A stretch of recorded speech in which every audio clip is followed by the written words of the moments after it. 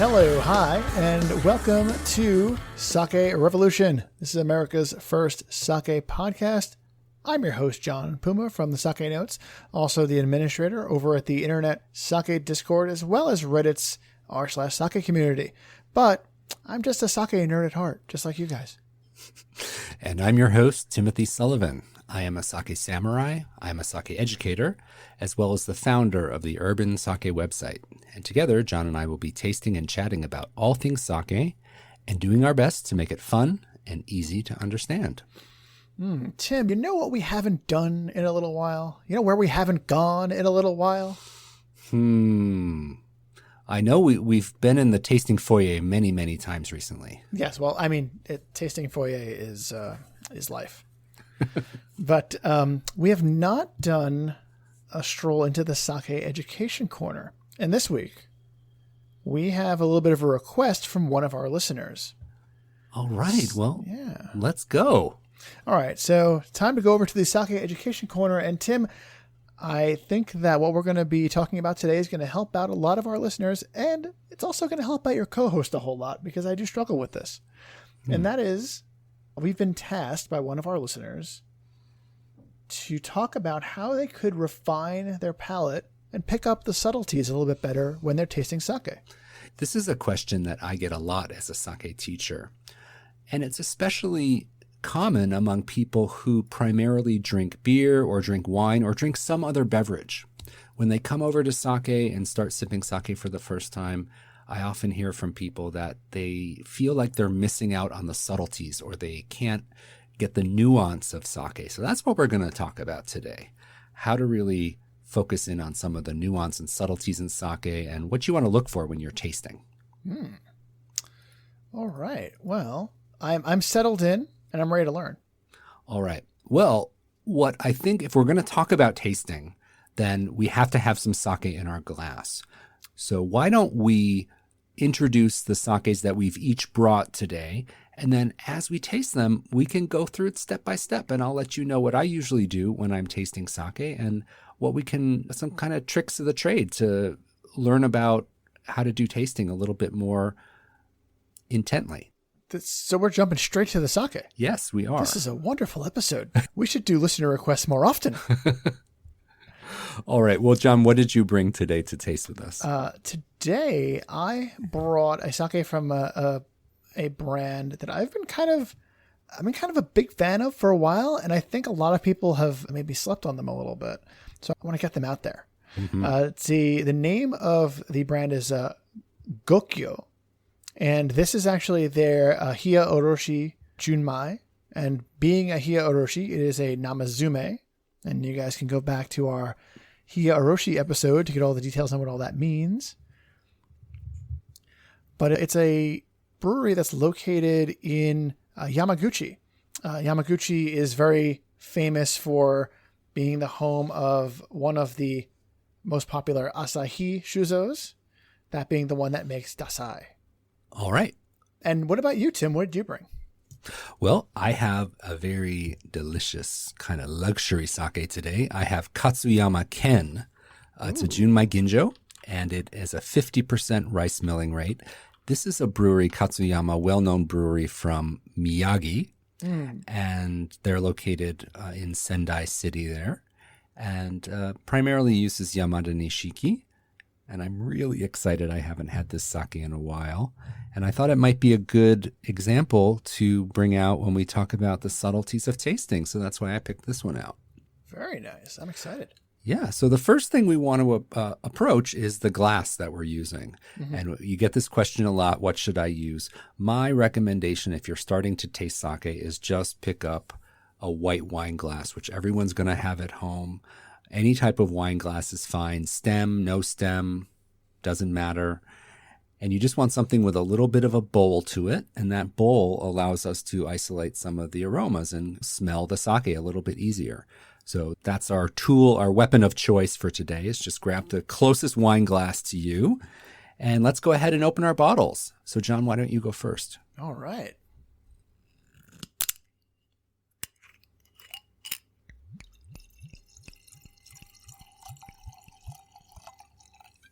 So this Gokyo Hiya Oroshi uses Nihonbare and Yamane Nishiki rice. The seimai is 60%, and that seimai is the milling percentage. The sake meter value is +2, so this is pretty neutral. And the alcohol percentage is 15.5.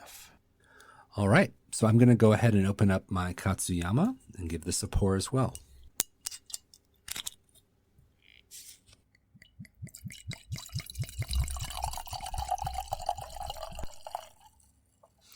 Okay, so John, once you get the sake in the glass, the next thing you want to do is look at the color.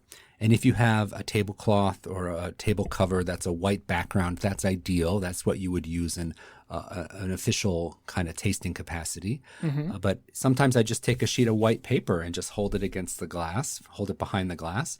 And you want to see how much color your sake has. Now, some people laugh and say, isn't all sake perfectly clear? Sake can have all different shades of color, from perfectly clear like water to little hints of green. You can get hints of yellow. You can get brownish, darker caramelized colors as well.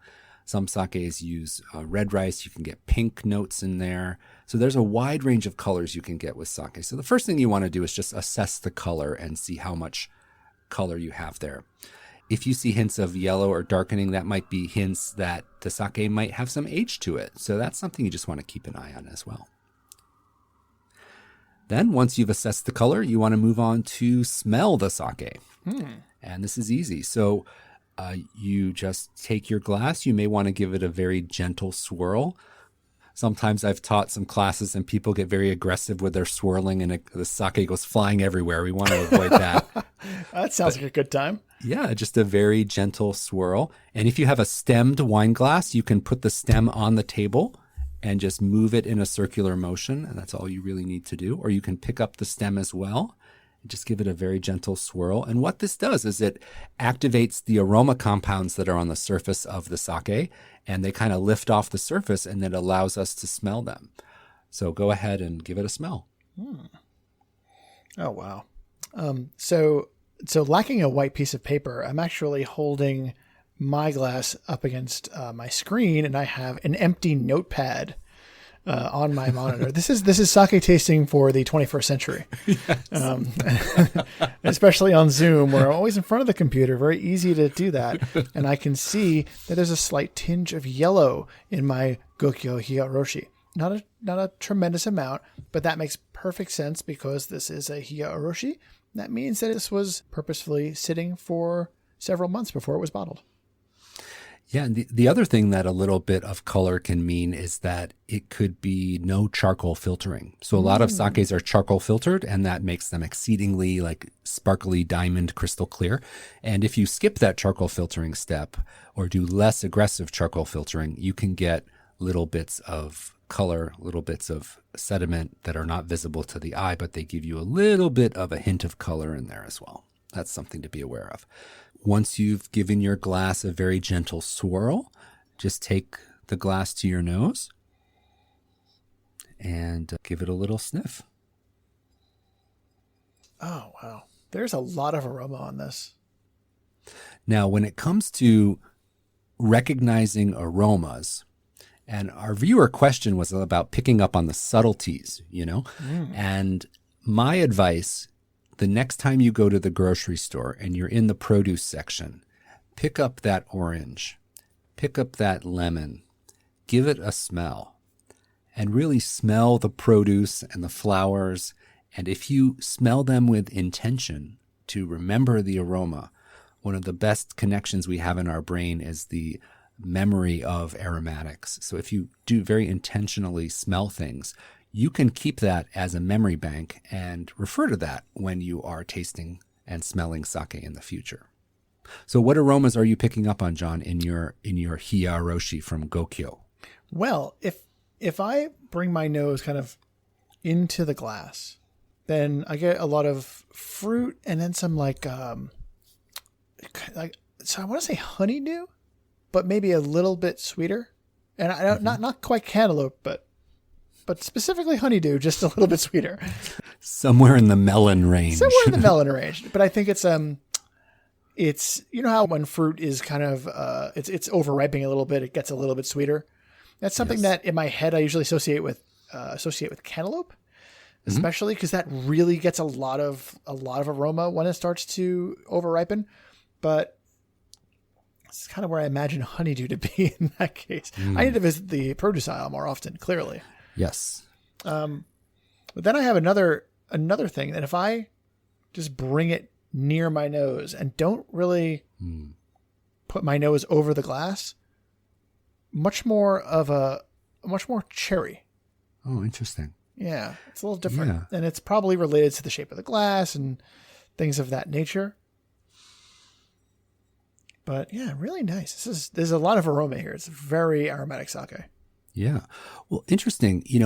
One way that we assess the intensity of a sake, we talk about how intense or how bold the aroma is. We really do assess how close to our nose do we need to get before we smell something. Sometimes you can smell a sake when someone opens the bottle across the room, and sometimes you really need to stick your nose literally into the glass to smell something. Some sakes have super restrained aromas, and you can be anywhere in between. So if you hold the glass 6 inches away from your nose, give it a little swirl, and you can get some aromas, that's a pretty noticeable aroma. And if you move it a little bit closer, you can get more. And depending on how bold the aroma is from further away, that's one way we assess the impact of aromatics. And I have another trick for people who may be unsure of the nuance of their aroma. You can take your wine glass and put your clean hand, your palm, over the entire top of the glass.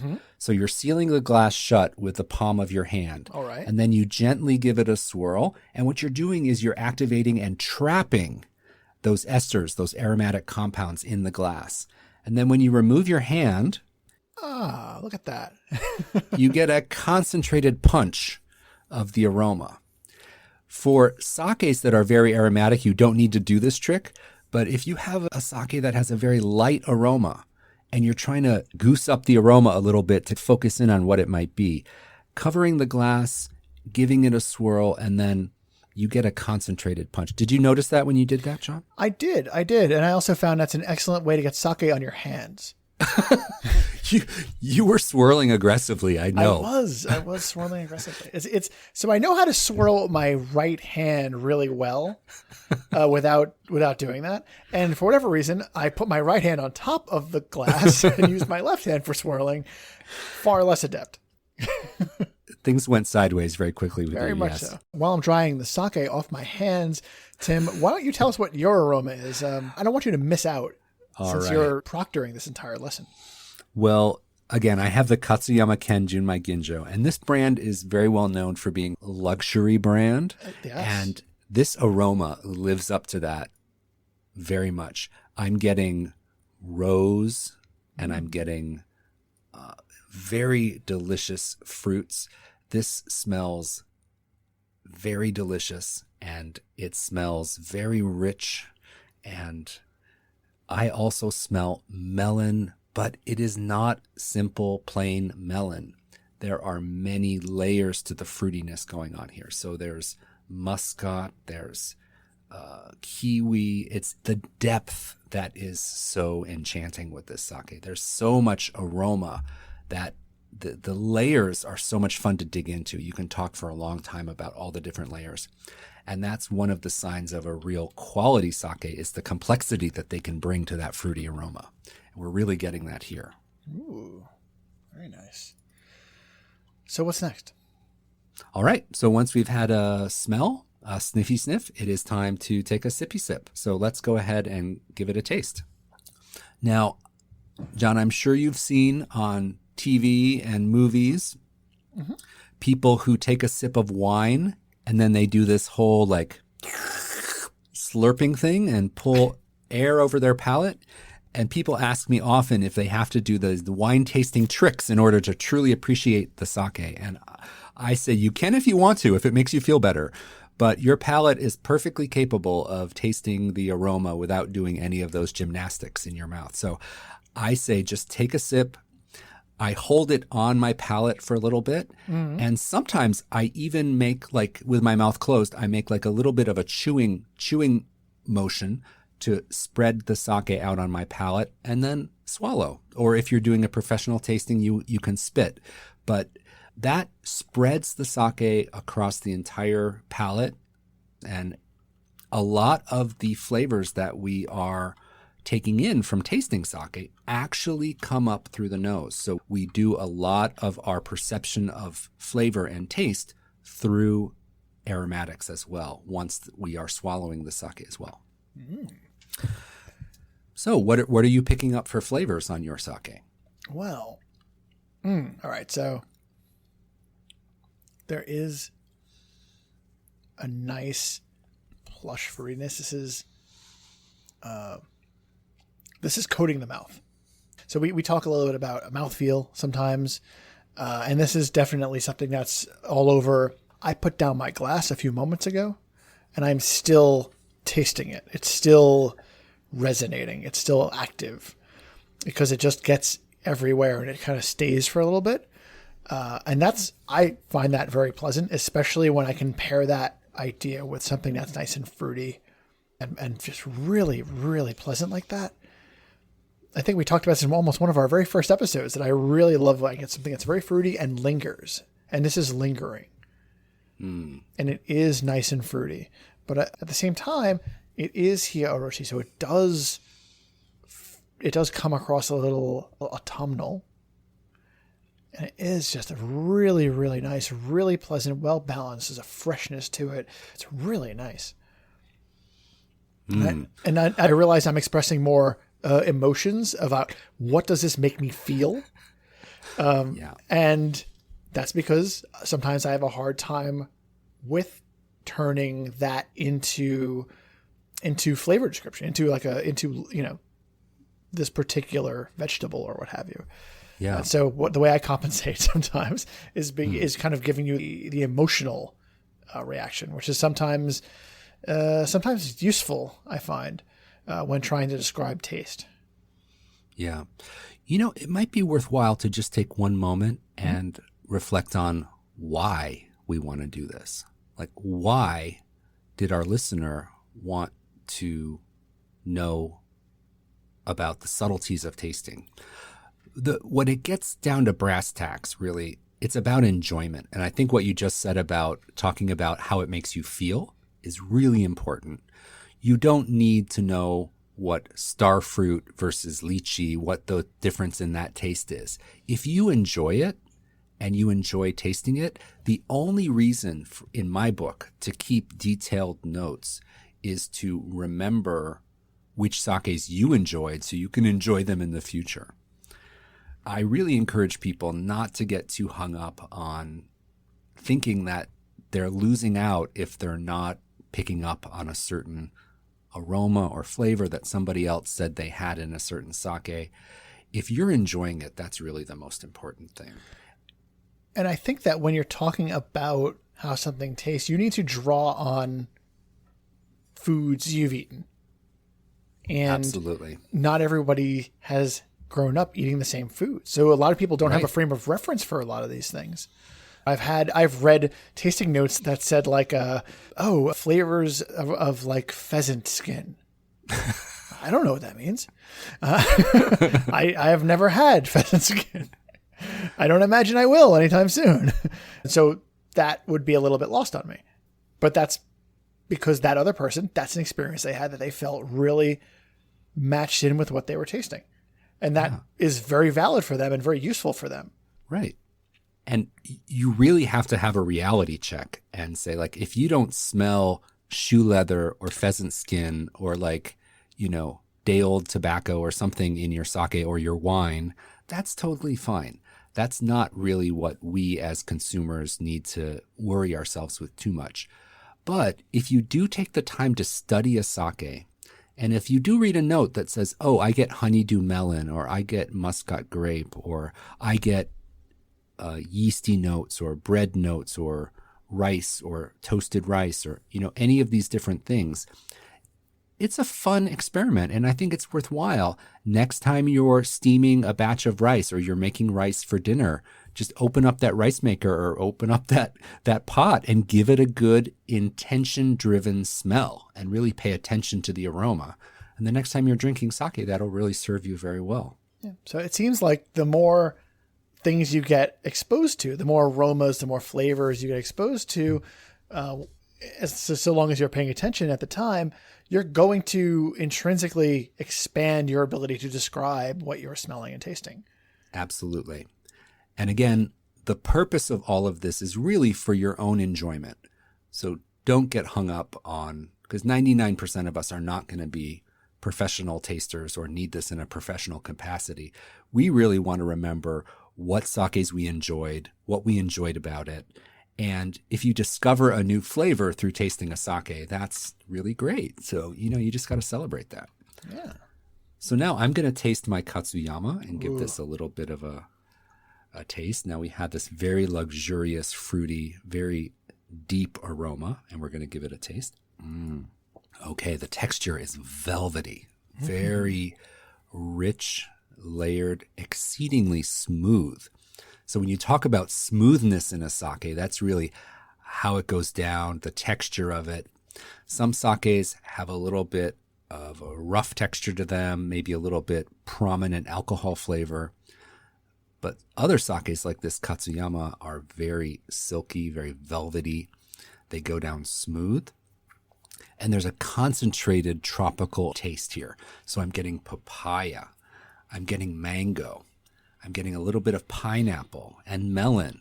So it is a symphony of fruity, concentrated flavors that is really luxurious and really special. You've had this sake before, right, John? I have. I had the pleasure of visiting that brewery, of visiting Katsuyama Brewery. I did. What? Well, you see, we got friendly with the daughter of the Kurumoto when she was in New York. And when we were having a conversation, I told her that we were going to be in Tokyo for our honeymoon. And she insisted that we visit the brewery. And when somebody invites you to their brewery on your honeymoon, you go. So we did. And it was actually my first brewery visit.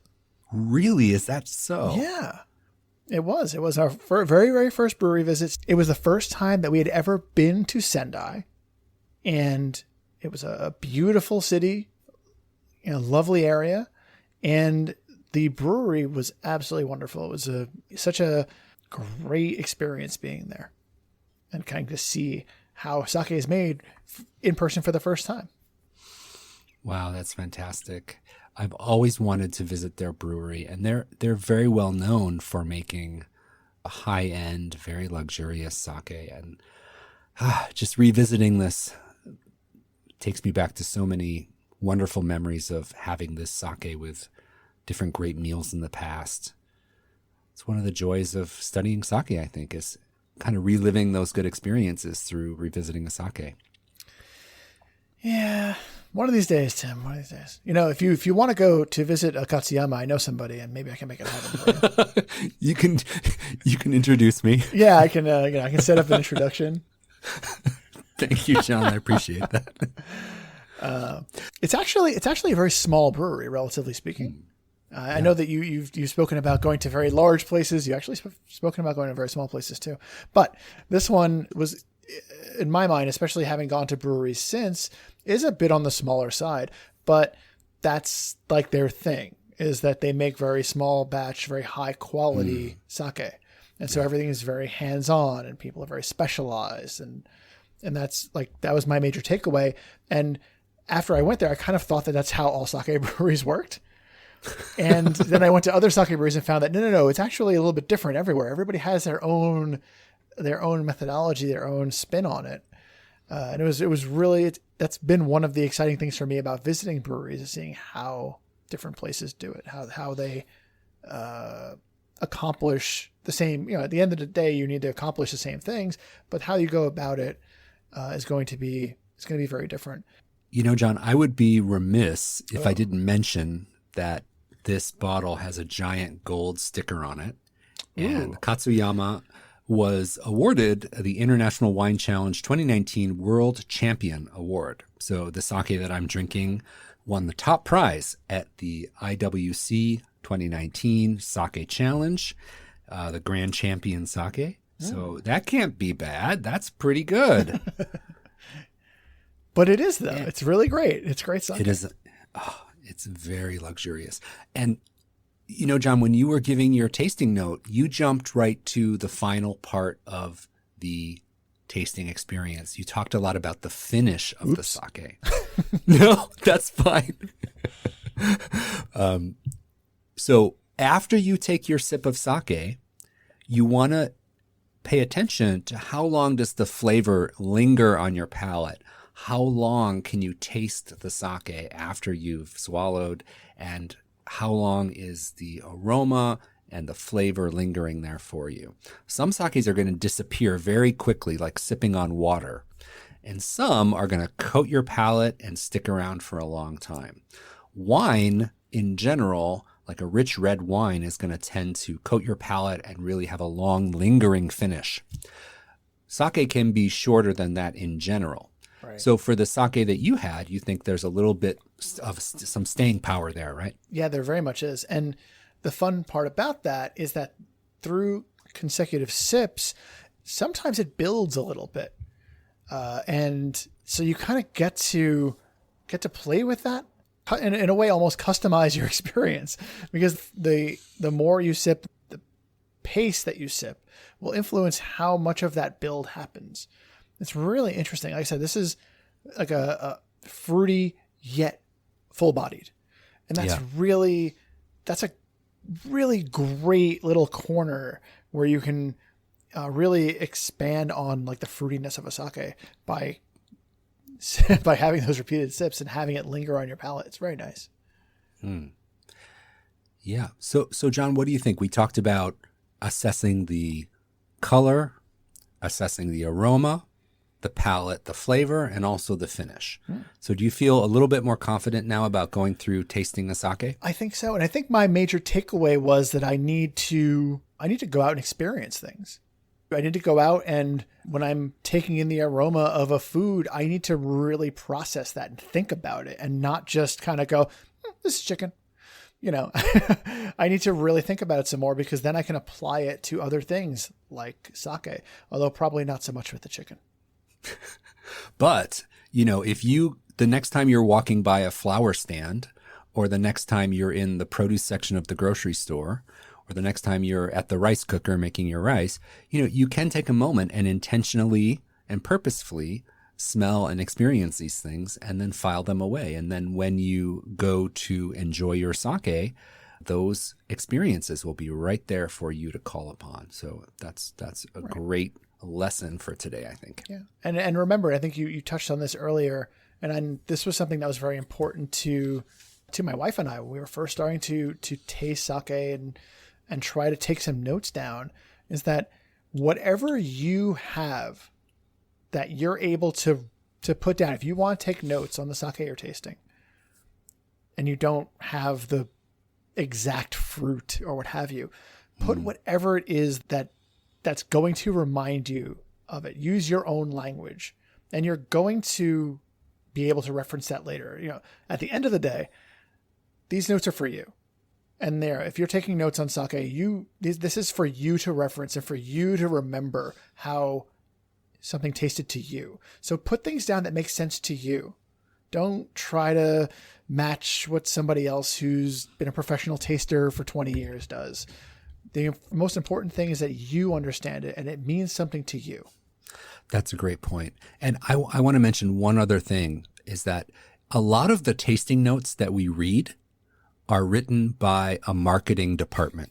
You know, they're not written by an independent taster who is giving you an unbiased opinion every time. So when you do read tasting notes online that are produced by the brewer or produced by the distributor, you have to take it with a grain of salt. And I couldn't agree more with what you said, that you have to use the words that you have, the vocabulary that you have. I had one student in my class once who said she used a system of smiley faces to rate her sake.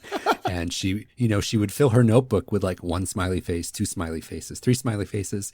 And I'm sure she might have had a few frowny faces in there too, but she was completely happy with that way of assessing her sake. She didn't need all the star fruit and anise and all that other crazy stuff. So whatever works for you is really important. And if you do study the aromas and smells around you, you will grow your vocabulary for assessing sake. But as we've said, it's all about the enjoyment and what works for you. Yeah. And I think that's a really great point that you touched on there. You're growing your vocabulary. Having the vocabulary is not going to change how you experience the sake. It's going to change how you can explain the sake to somebody else. But your appreciation is not going to be impacted by you knowing that it's a star fruit. At least I don't think so. Maybe after I understand star fruit, I'll be able to weigh in more on that. And you touched on this a moment ago, that everybody's experience is also different. Depending on what you grew up eating and drinking and experiencing, you may have different points of reference for the same sake. Exactly. And that's totally fine as well. And if you enjoyed it and you want to remember it, write down what makes sense to you to recall that experience, and then you can use that in the future to bring back the great sakes that you had a good experience with. That's what it's all about. Yeah. All right. Well, I think we both learned a lot today. This was a really fun episode. I had a lot of fun talking to you about how to taste sake, and I hope our listeners enjoyed as well. Yeah. I want to thank our listeners also so much for tuning in. We really do hope that you're enjoying our show. If you'd like to show your support for Sake Revolution, one way you can help us out is to take a couple of minutes and leave a written review on Apple Podcasts. It's one of the best ways for us to get the word out about our show. And don't forget that this is a weekly program, so you're going to want to subscribe wherever you download your podcasts. This way, every week when we put out a new episode, it's going to show up in your device of choice, and you don't even have to do anything to make it happen. And as always, if you want to learn more about any of the topics or any of the sakes we talked about in today's episode, just visit our website, sakerevolution.com, for all the detailed show notes. And if you have any questions that you need answered, we want to hear from you.